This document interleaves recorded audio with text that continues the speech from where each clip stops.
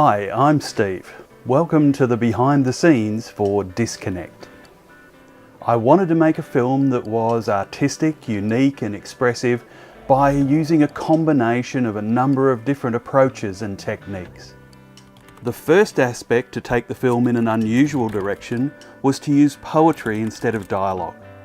Poetry can evoke a stronger emotional response than exposition.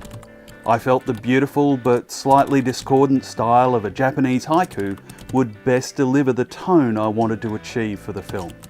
Since finding a suitable haiku to tell this story exactly the way I imagined was going to be impossible, I decided I'd write my own.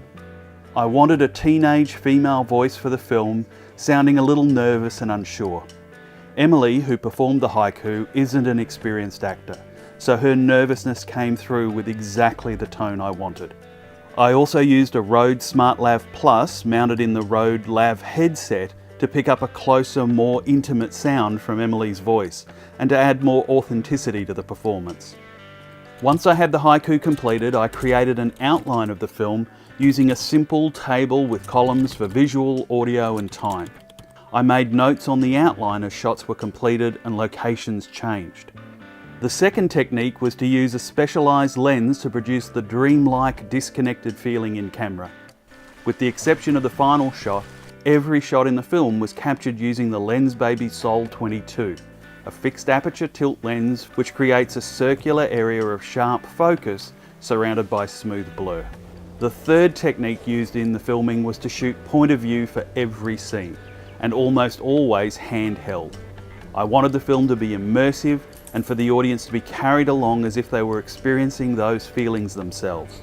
The final shot of the film was shot using a GoPro tied to a 12-metre length of rope and slowly lowered down the cliff face at high tide, letting the camera turn naturally as it descended.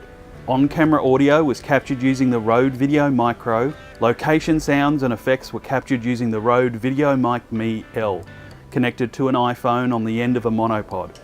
I wouldn't call the Video Mic Me waterproof, but it survived the salt splashes during the recording of the ocean sounds. The kit for the shoot was very lightweight. Because of the in-camera effects and the location sound, the post-production really only involved the TV static style transitions, the application of a slightly desaturated effect to all of the footage, and the addition of sound elements and risers not captured on location.